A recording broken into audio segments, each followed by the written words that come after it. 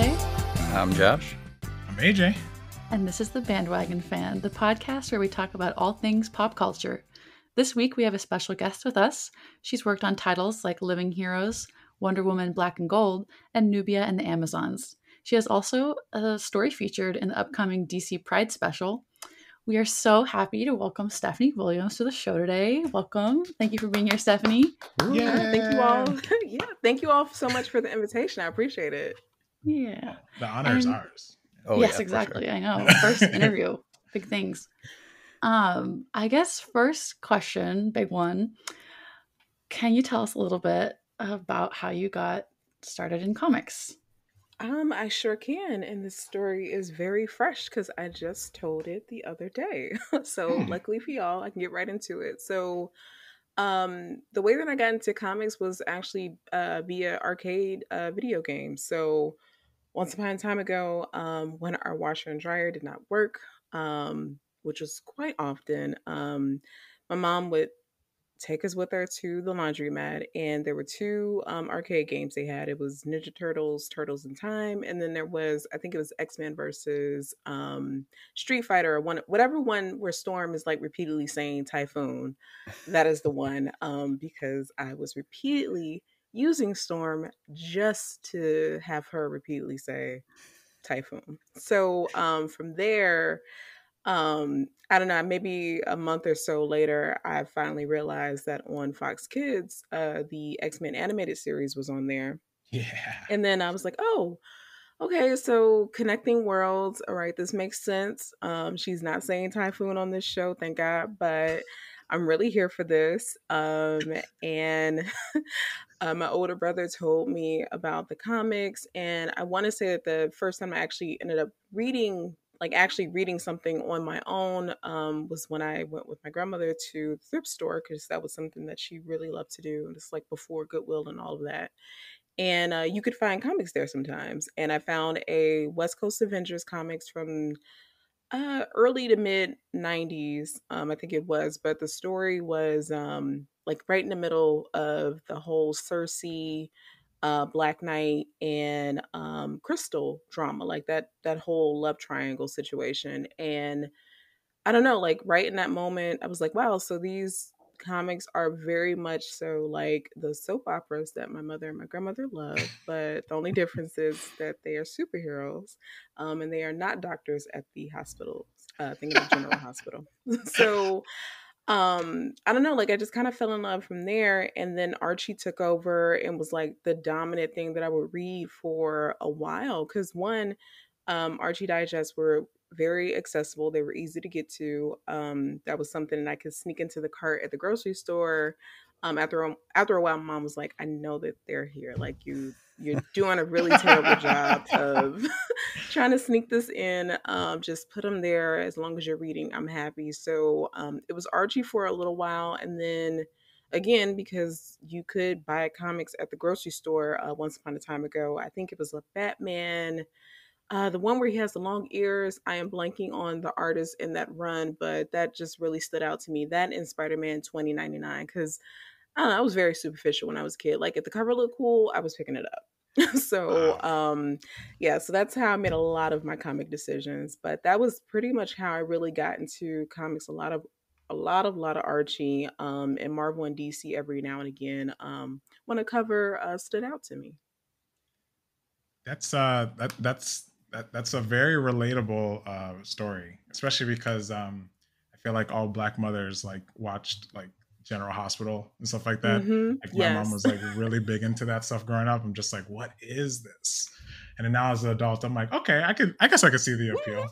Maybe it's maybe it's like a kid thing. You know, we were talking when we were like preparing about like one of the things that one of the reasons why we wanted to interview in the first place was because I feel like myself, you know, I can admit it. You know, I was kind of a dork growing up. You know, I was in band camp. I'm one of those kids that play video games. But being Black, I just, you know, people thought I was weird because I like comics and anime and video games. You know, we were wondering, I was wondering specifically, like, is that something you could relate to? Was that something that was more accepted when you started getting into comics? Did you find that a weird, like, barrier to try to overcome? Um, so no, but the only reason why that was is because I remember this moment. I think it was in fifth or sixth grade, and it's around like the height. Well, I don't want to say it's the height of Pokemon, but like Pokemon is like it's there, right? And I found a desk. The desk that I was sitting at had a sleeve of Pokemon cards, and there were like a lot of holographic ones. I think there was a Charizard, a Blastoise, and like a couple other things. I was like I just hit the jackpot, right? So Do you still have those? I do actually. Oh, I still what? have them. They're in my parents. It's inside of a little tiny Pikachu binder too. In my parents' garage somewhere. But and my Yo! and my son has been asking for that. And I'm like, you're never No, getting no. it. Just stop asking. He's not ready. No. So like I find it right, and I'm super excited. I'm like, again, like this is like a gold mine, and I turned to a friend, and I'm like really stoked about it, and she looked at me, and she's like, "Girl, what is that?" And I was like, "Oh, okay, well." I know where I know what he's thinking. So I was like, all the like nerdy stuff that I enjoy, I won't be Yeah. bringing it up to you all anytime soon. And it wasn't actually Oh. until so I just kind of left it alone. I did find some other kids in the neighborhood that were like on board with that, and I would, Yeah. hang out with them. We would trade cards and stuff like that. But I just kind of knew who to bring it up to and who not to. It wasn't until I want to say high school that I finally figured out I had a knack for tricking people into getting into something because I don't know, because of the way that I would talk about it. I'm like, oh, wait, that sounds really cool. And I'm like, I got you. So later I on, like that. so when Toonami would come on, like they had the little block, I think it was like right after school between, what was it, Like 4 and 6? 4, like 4, yeah, 4 and 6, I 4 think. to 6, yeah. So so this is, I think at the time they were like re-airing the Cell Saga, and I was telling a friend about it, and I made it sound very messy and dramatic, which it was. And kind of got her into it, and so I showed it to her. She was like, "Girl, so this is what you've been talking about?" I'm like, "Yes." And she was like, "Okay, I get it now." So I want to say that my gift of kind of making things relatable in that way is what saved me from what I did notice for other kids, though.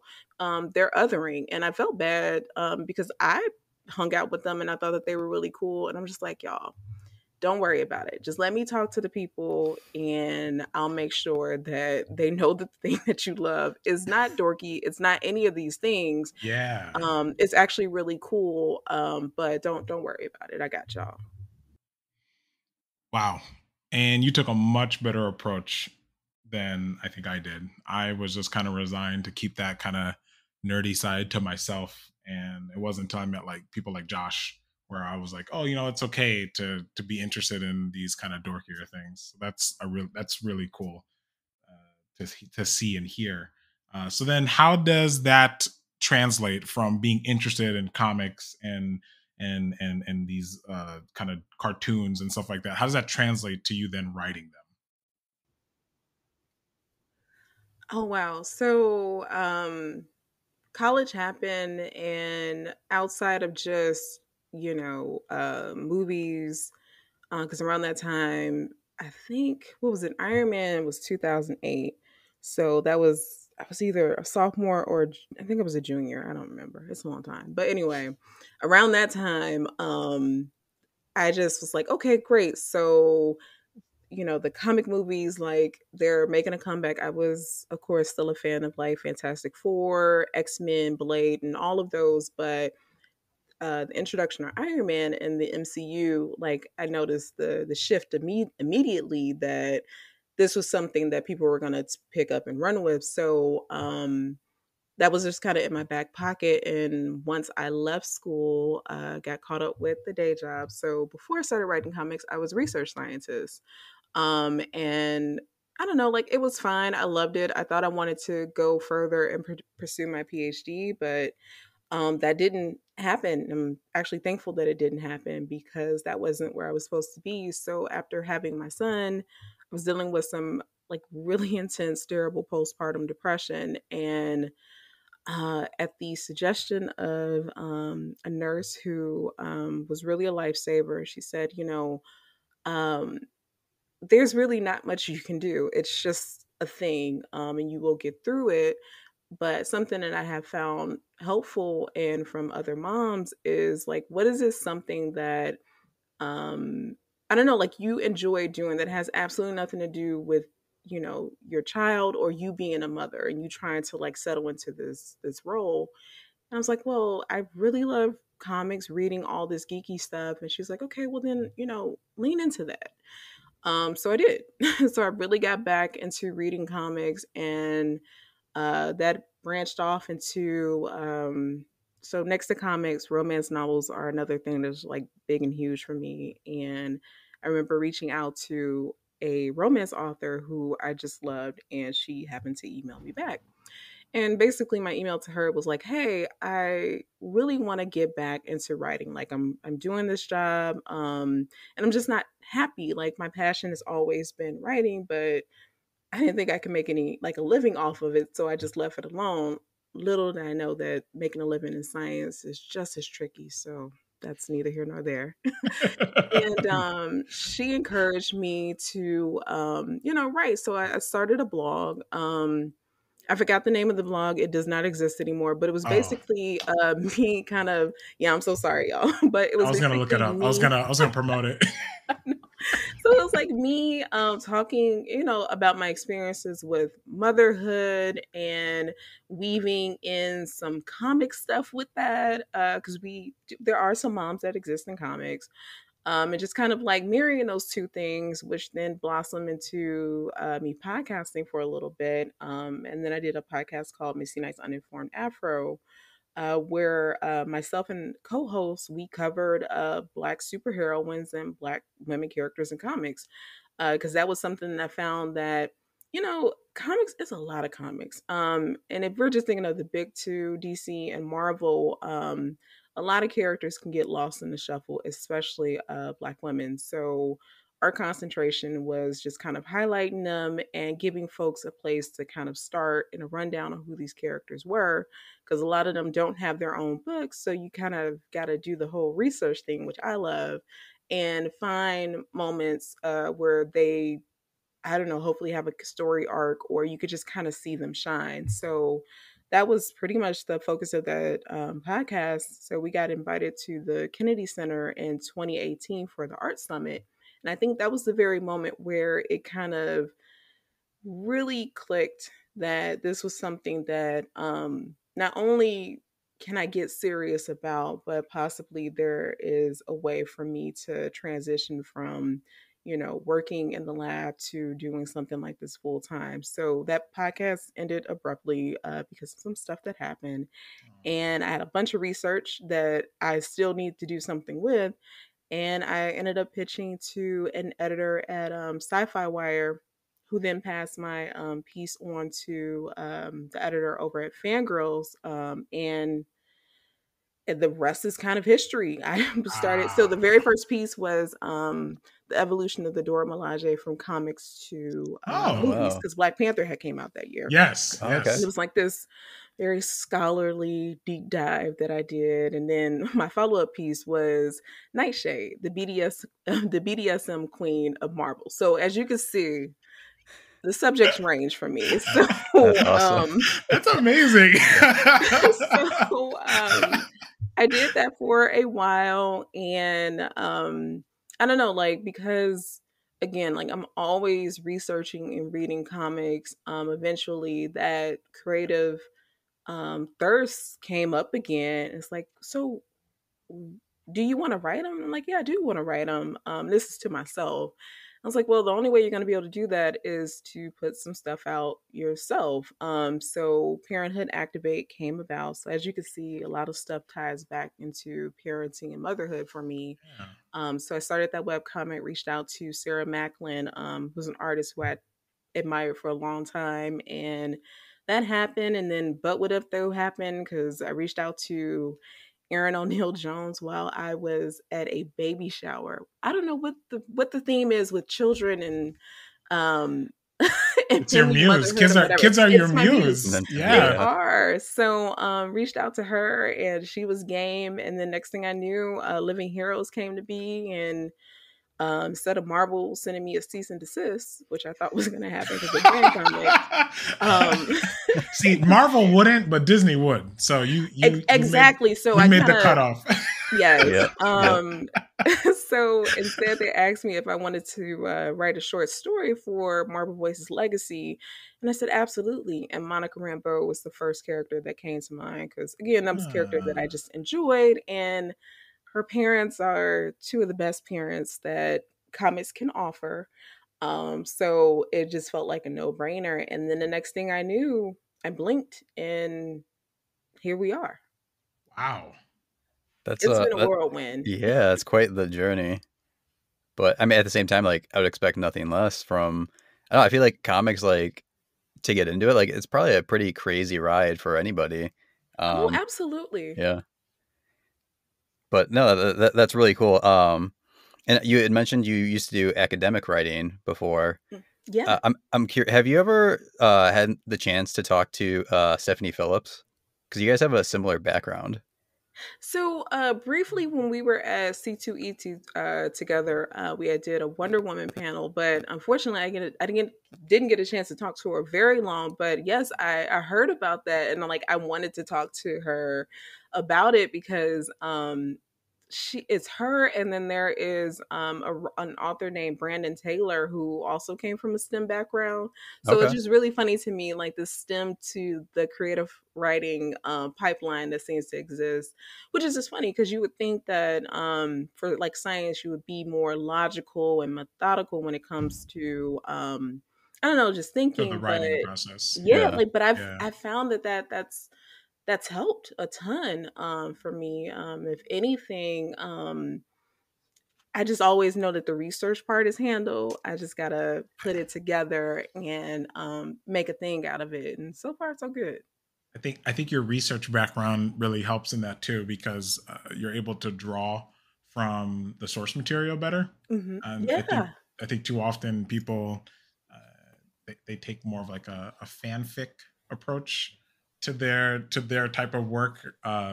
Infamously, like right now, like CBS is doing like the Halo series, for example, and it's kind of universally being rejected. And I think the major reason is because they didn't really follow the main source material. They kind of just winged it.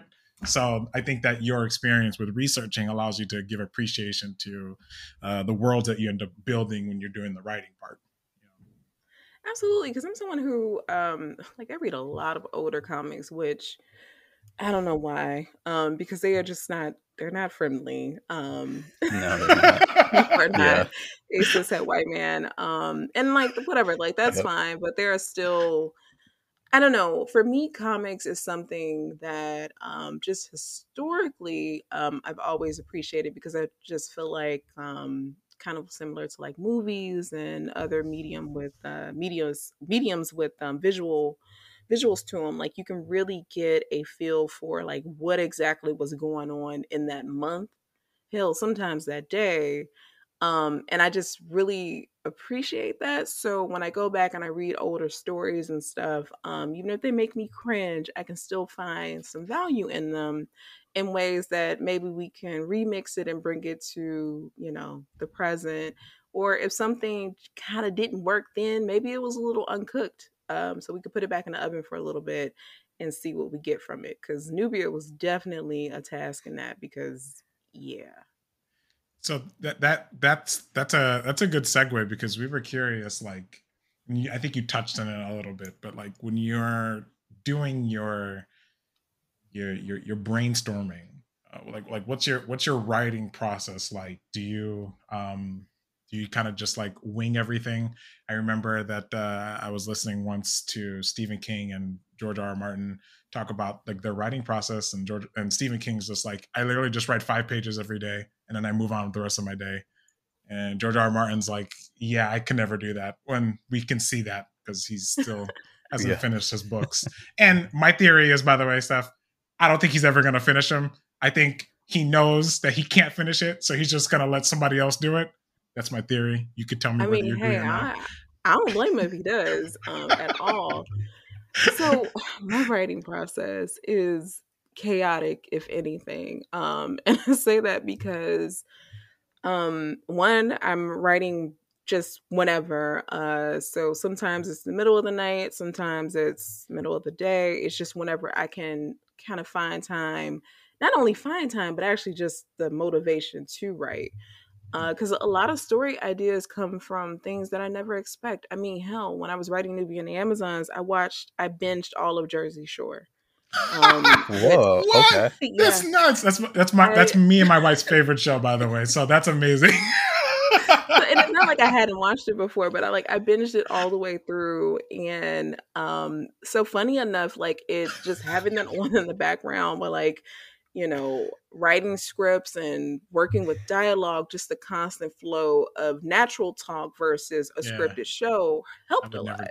I would never think No, about that. That's Yeah, that's so amazing. interesting. I mean, Yeah. well, Living Heroes came because so Living Heroes came about because I simply wanted to land the joke that I really always found it cool that Misty Knight and Jean Grey were roommates. One, I just thought it was funny. Yeah. And what would happen if Jean Grey died and like the Phoenix Forest does not pay any bills? So like Misty Knight would have to move because New York is expensive. She would have to move in with Yep. someone. And Yep. knowing that Storm had ties to Harlem through her father, like maybe Storm has a brownstone or something like that, and um, Monica's just there. So Monica is there because I said that Monica needs to be there. And then like She-Hulk, even though it's very obvious for her to be Maxine because she's a lawyer, it still felt fun because Maxine and She-Hulk or Jennifer Walters, they have a lot of similarities. So Yeah. that's how that came about. That literally came about because I just wanted to land that joke, and Hulu had just started streaming Living Single. So I was That's what I like was gonna say. I was like, that reading sounds like Oh, Living okay. something. Okay. Single. Yes, yeah. So I was reading some Uncanny X-Men and watching Living Single at the same time, because a lot of times I'll have the TV on while I'm reading comics or something like that. And I was like, you know what?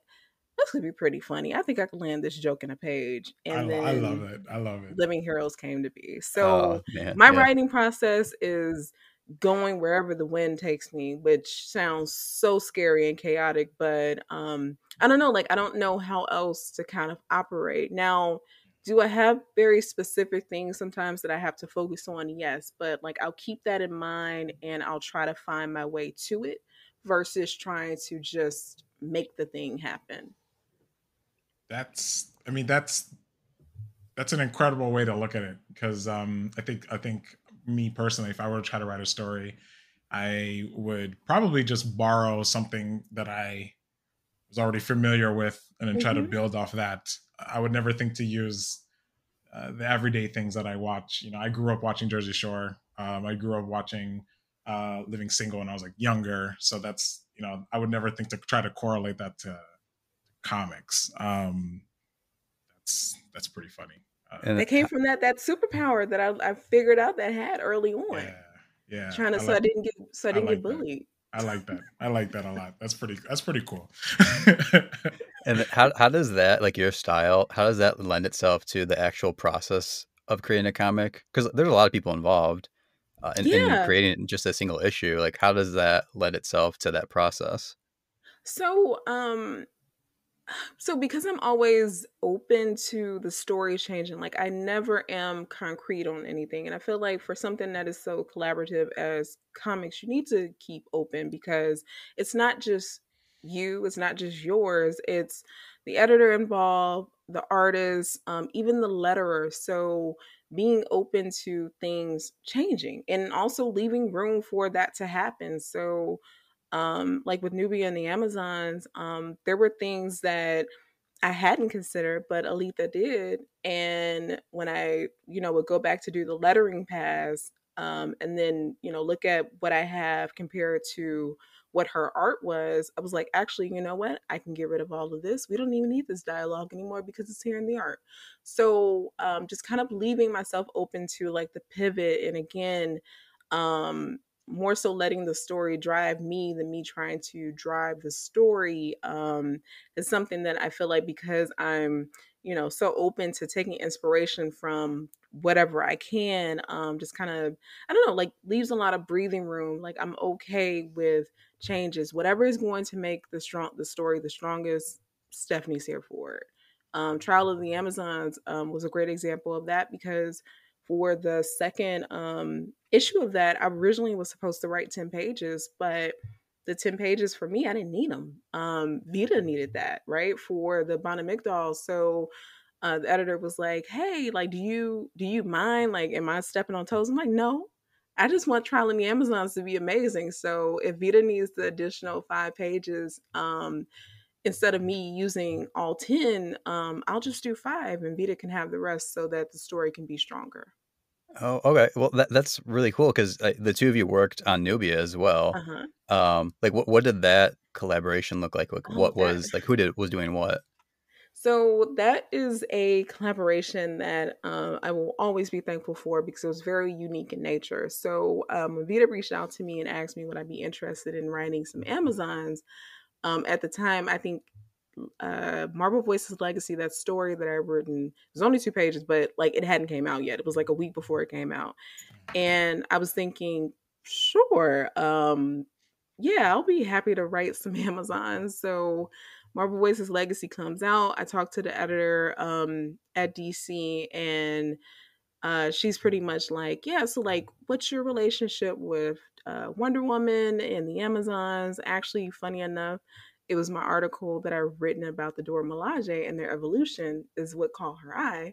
And she was just like, yeah, so I read that and I just thought that you would probably be a really great fit for this book that we're thinking about.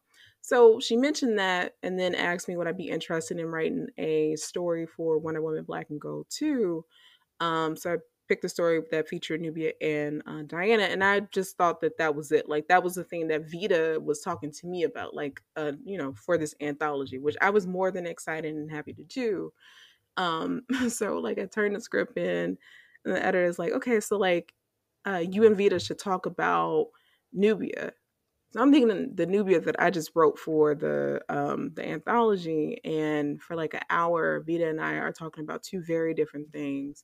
And it wasn't until like the minute 61 where Vita is like, okay, yeah, like that's great, like that story is cool, but I'm talking about like Nubia and the Amazon. I'm like, what the hell do you mean Nubia and the Amazon? So that is how I like it finally dawned on me that I would be working on this series, because like not discrediting myself as a writer or anything, but it's comics.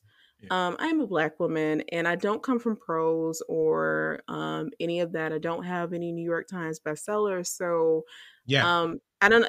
I just didn't think that would be a thing that would be an opportunity that would be available to me so early on in my official comic book writing career. So Vita, like from jump, was like, hey, I'm here in name only, and also to like, help you get this thing off the ground. But like, this is your story to tell stuff. So I appreciated that, because that was a vote of confidence that I needed. And to be able to have Vita there, as when we kind of talk about this now, it's like, learning how to ride a bike, and, Vita's there, making sure I don't fall flat on my face. Issue 1. Issue 2, a little less holding the bike. And then by issue 3 and 4, like I'm down the street and Vita is waving.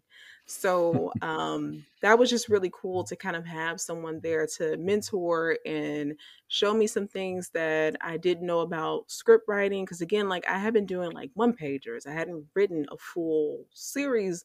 I hadn't written a full story, let alone a full series. So to kind of have them there to to show me like structuring wise, and how DC wants you to kind of write comics as far as like pacing and things were concerned, was just phenomenal and helpful. And the next thing I knew, like we were done, and then they're like, yeah, okay, so you're gonna write the Nubia Queen of the Amazon series, but like by yourself. And I was like, oh. Okay. Which I was ready for, because again, like because Vita and I plotted out the entire story of Nubia and the Amazons, and I would go in and script it. But um, by then, like, I felt more than prepared because what was it, issue 4, which was my favorite issue to write. That was all solo, and from there, I was like, okay, so I can do this, Wow. and That that it's not weird, and it doesn't sound crazy. Yeah. yeah. Like there's like a parallel between like your journey into writing this and like Nubia's journey. Uh-huh. You've read like was it Wonder Woman 204, I think was her first Yeah, appearance. yeah. That's yeah, like there's a lot of cringe in that. There's a lot Mm-hmm. of cool stuff too. But Mm-hmm. to see where she is now, like what does it mean to you to have brought her to this point? Um, it means a lot. Just simply because of that podcast that I was doing. And before I was doing the podcast, like my whole thing as far as like writing about comics and talking about comics is to highlight these Black women characters and to let people know like they're here and they exist. So we did cover Nubia, and I remember writing out everything for that episode and finishing much quicker than I thought I would because there wasn't much there. And I was so taken aback by that because I'm like, how do you introduce a character that is supposed to be Diana's twin sister and then like nothing happens with her? And I just found it alarming too because Storm comes into creation, I think a year or two after Nubia. Then you have Misty and Monica and no Nubia. And I think what was it? Dr. Karen Beecher, Bumblebee comes into existence a little, maybe a few years after Nubia. And you have Vixen, so I guess DC was like, okay, we got Amanda Waller, we have Bumblebee, we have Vixen, like we're fine. Forget about Nubia. Yeah. So like, Yep. We got our okay, bases covered. It's yeah, we fine. got our We bases don't we like don't gotta dig any deeper. Yeah. yes, like it's good. So never would I have thought that a character who I wish that there had been more for would be a character that I would be able to have a hand at creating more for, because we were tasked with changing her origin story, which whew, y'all know how fandom is. So Yeah. that was something Yeah. that kind of made me a little, I was both excited and stressed at the same time because Nubia is one of those unique characters who still had a pretty healthy fan base, even though she didn't have many stories in DC. So to me, that said that folks were doing the thing that we all kind of do, which is creating stories for this character and these things that we would love this character to be to kind of keep her alive. And then also because she was Diana's twin, like that's a title that because she didn't have much history, was one that was held in high regard because if you love Diana, then essentially you would love Nubia too because she was supposed to be her twin. Yeah. So to be tasked with changing that origin story, again, both exciting and scary because I'm like, I know there are going to be people that are going to hate this because I get it. You would want this Black woman to hold the title of Wonder Woman, but when I really sat down and I thought about it, and I reread 204, 205, and 206 ad nauseum. Like I probably can repeat those comics verbatim. That is how much I read it.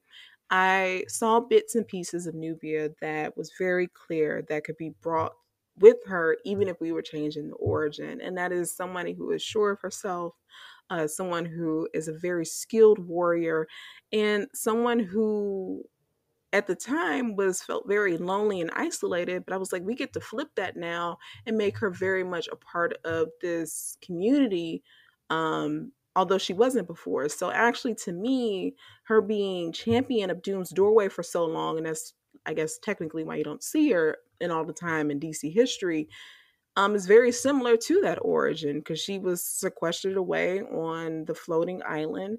And she was essentially sequestered away in the basement of Themyscira, guarding Doom's doorway. I saw the connection there and I was like, well, this really isn't too different. If anything, her coming out of the Well of Souls opens up the storytelling possibilities for this character because then we get to play with, okay, so who was she before she came through the well?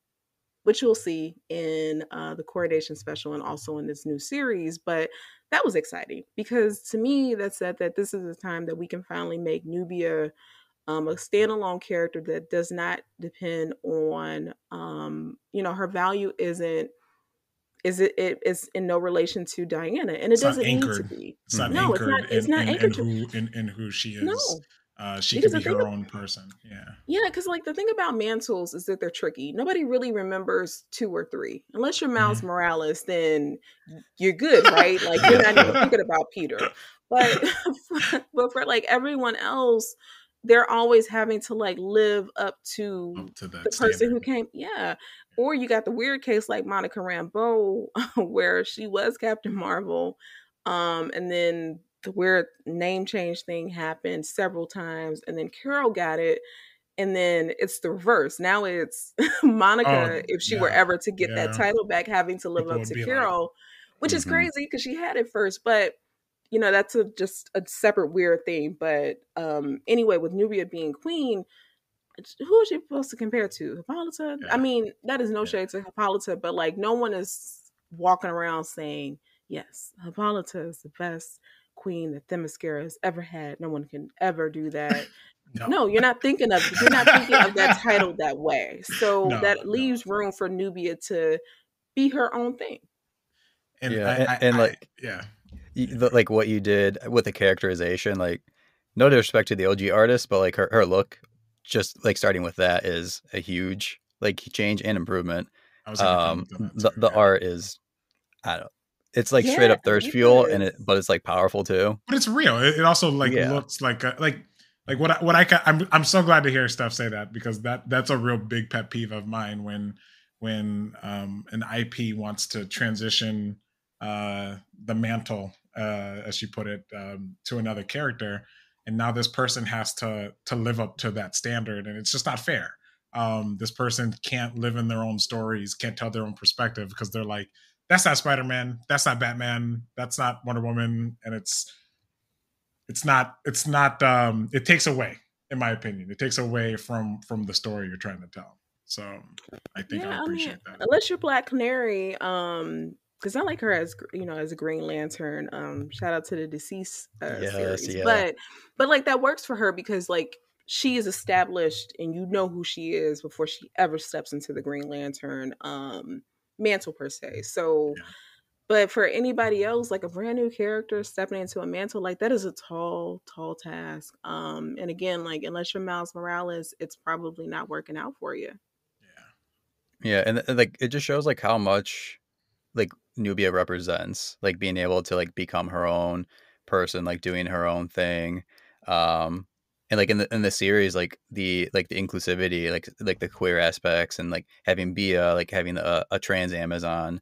Like, how important was it for you to like include those elements into the story? Oh, that was at the top of the list. And the reason why that was is because, like, I again X-Men, so Uncanny X-Men, and Christopher Claremont is the king of subtext. And that had to be because of the Comics Code Authority. So keeping that in mind, I was just like, okay, well, we don't have to live in subtext. We Yeah. can be very loud All and text. obvious and all text and Okay, actual yep. physical character, right?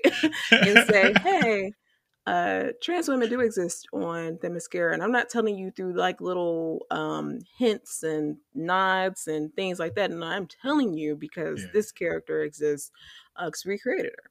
So again, like the Well of Souls, and just kind of thinking of what George Perez did with the Cavern of Souls and his retelling of just like Diana's origin and the origin of the Amazons, I thought was beautiful because that was one of the first times that I had saw Themyscira look not so homogenous. Like I was like, oh, so there can be other people on here that don't have blonde hair and blue eyes, right? So thinking of that and like trying to bring it to 2021 at the time, I was like, okay, so the next evolution of this is to make sure that we are saying that trans women are on Themyscira, they are Amazons, and here's a character, so that this is also important. So for other writers that come after us, they don't have to fight for that because Wow. that's there, right? Yeah. That's a And good point. that's really important. So to have Bia there, editorial was extremely supportive and everything. And I was just happy that not only could she be there, but play a pretty significant role in the story, because she is there to act as counsel for Nubia, which I thought was important to have, this queen really showed that she's there for her people. She is there to listen to them, and that is how she plans to, or goes about ruling over Themyscira, by working with the women of that island, and also someone who was supposed to be a villain too, in Medusa. Yeah, yeah. I was gonna say, like, seeing how Nubia, how she reigns, how she rules. It's was it? Is this an intentional nod to when Mars back in Wonder Woman 204 said how the Amazons were weak because of their love? Was that an intentional, like? It sure was. Oh, okay. Because again, Yeah. yeah, because like I said, those first three issues where she's the 204, 205, 206, I read them so much that Yep. through osmosis, things that I didn't even think that I would be able to kind of address, I was able to kind of do that. Because I don't know, like for this book, I wanted the focus to be on the women, and like, duh, it's an Amazon book, so like, why wouldn't it? But no, like, I wanted the focus to solely be them, as far as good, bad, neutral, evil, all of that, because that's the other thing that I wanted to kind of challenge for the Amazons. Is just because it's an island full of women doesn't mean that it's a paradise. Like, what does paradise mean? That is something that can be subjective. Because Themyscira in itself is this island with a like this mythical jail underneath in the basement. Yeah. So just thinking of it that way too is like, okay, so all is not right in paradise. A lot of inspiration came from the Black Panther run by Coates, because of the way that he really challenged the idea of T'Challa and how he ruled his kingdom, and the Dora Milaje's place in that, and how they felt about things, and them having their own autonomy and all of that stuff, is something that I just also kept in mind. Like, paradise is fine, but paradise is boring. So Right. let's really unpack what that looks like here. And it's not all what is it? What do they love there? It's not all kangas and and beautiful ponds. Oh, there you Yeah. go. Well, and like Paradise, like it used to be called Paradise Island, but like you have to Hmm. think about who was on Paradise Island. It was all Right. white, blonde Blue hair, blue eyed, eyes, and blue then Yeah. eyed. Yeah. Diane had black hair. Whereas now, like you have Nubia, you have Bia, you have Joel Jones with Yara Flor. Like for me, Yeah. being like half Latino, like being able to see like that representation, my girlfriend as well. Like it's so cool to see like the Amazon mythos. Like it's open to everybody now. That stuff matters. Absolutely, because if this is an island where women are to be reborn, who have fallen in man's world, they would not all, like, it would look as diverse as it does, and it needs to be reflective of that. I think I have wrote something early on, kind of touching on that, and how that was something that I really wanted to center and make sure was clear, because again, like, 2021, let's make this island look very reflective of the realities of what would have brought these women to this island. Right. Especially because all these people come from all over the world. So it makes no Yeah. sense that you're just getting one type of rebirth. Let's just put it that way. And then, what can you tell us about the Nubia, or what can you tell us about the Nubia coronation special? Like, what's under wraps, and like, what can you give us the scoop on? So what can I say? Well, definitely something you want to pick up, because it's bridging the gap between post trial and the new series. One of the things that editorial has been like, yes, please do that, is kind of making it seem as though Nubia has been in the DCU the whole time. You just didn't see her because she was in the basement, Oh, right? So Okay. having her have some run-ins with characters who are well established and you've seen before. So that happens in both the coronation special and then also in the new series. Um, Again, like I talked about that life that Nubia had prior to going through the Well of Souls, you get to see that, which is really important because it plays into the new series as well. And you also get to see what the future could look like if Nubia continues to rule over the mascara and be the queen of all the Amazons. So all of that is there. The artwork is beautiful. There it's so we have Marguerite Savage on the anchor story. There are three other stories. So there's an origin story that was done by oh my god. How am I blanking? She is a Wonder Woman legend and I'm blanking on her name. Anyway, blanking on her name, but Jill Thompson also does a story future, and then you have Daryl Banks who did another story, and then you have all of the Amazons there. We get to see how things kind of shake out after Trial of the Amazons. Oh my, Doreen, and I'm blanking on her last name, but also she does the origin story. So you have folks who have like been doing Wonder Woman stuff for a very long time, artists, to kind of really cement this idea that again, like Nubia has been very much a part of the DCU, even though you haven't seen her. And then moving on to Nubia, Queen of the Amazons, she's leaving the island because I know that's the other thing. Okay. Yeah, because like she couldn't just stay on the island. Right. Because that was like one of the things. I'm like, this is fine for Nubia and the Amazons for this one series, but like she's got to leave. So again, like editorial was like really excited about the idea of her leaving and kind of going on like this world tour and like announcing herself to the world and kind of dealing with some things, which I'm like, yes, because man's world is the ghetto. So she gets to deal with all of that, what Diana has to put up with, which I think is great. Because again, like I wanted the idea that I kind of had for Nubia is similar to what T'Challa, where you have someone who eventually is going to have to figure out, do I want to be queen or do I want to be a superhero or can I be both? Can it be both? Yeah.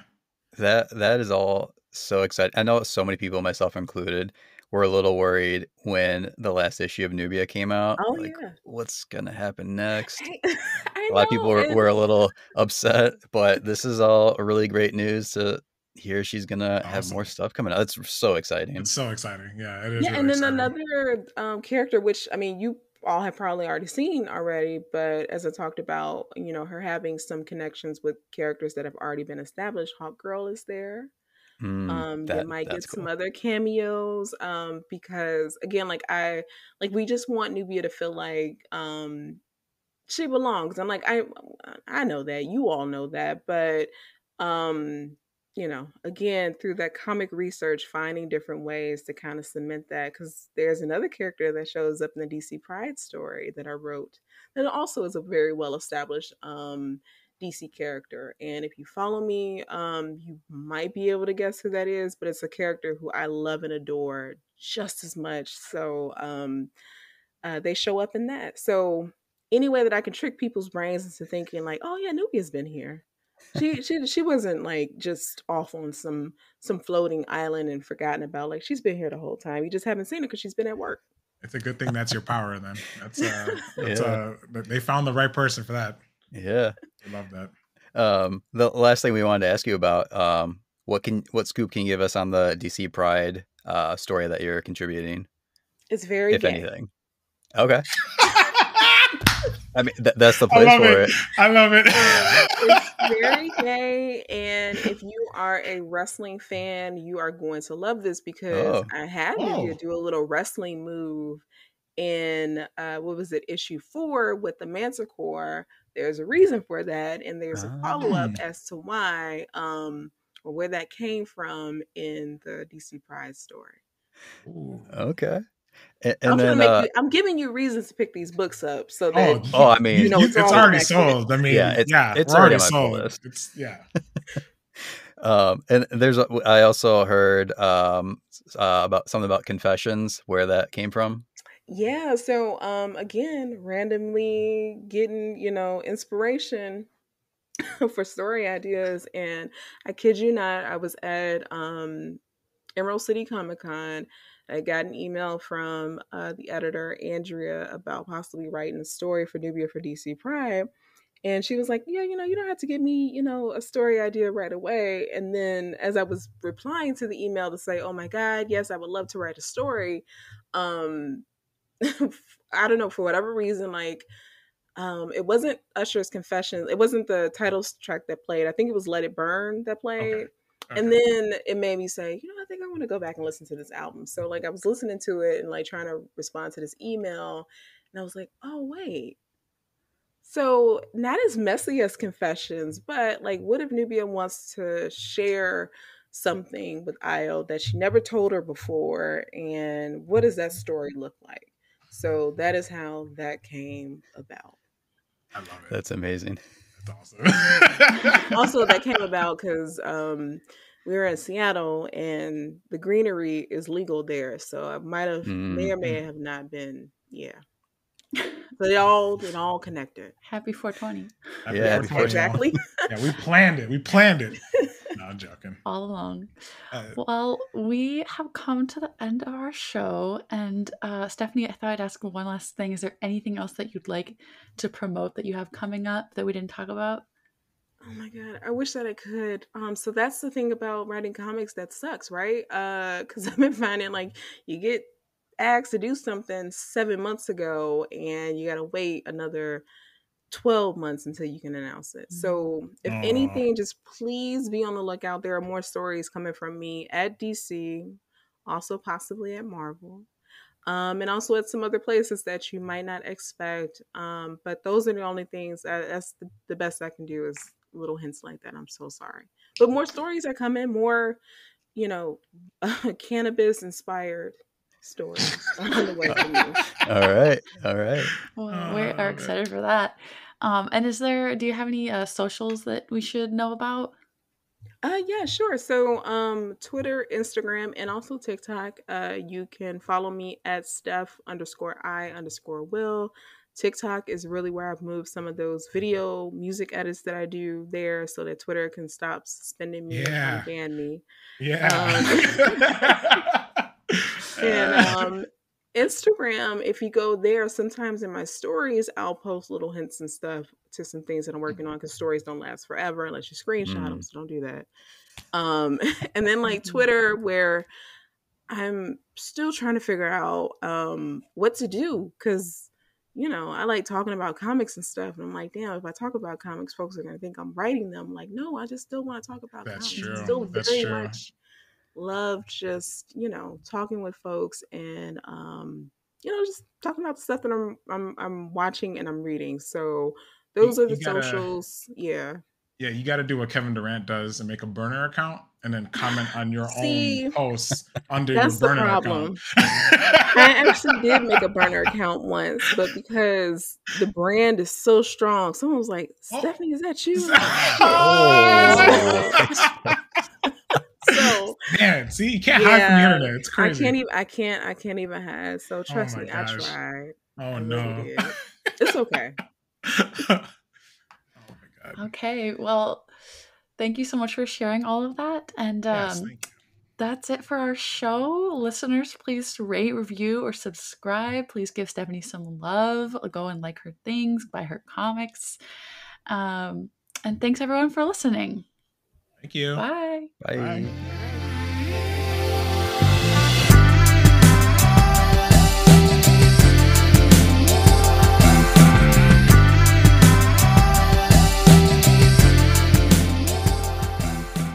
Bandwagon is hosted by Josh Jimenez, Alex Melgosa, and me, AJ Soy. Our show is produced by Kate Smith and edited by yours truly. Our theme song is Lush Waves by Taylor Lewin of _audio. Thanks for listening. We'll see you soon.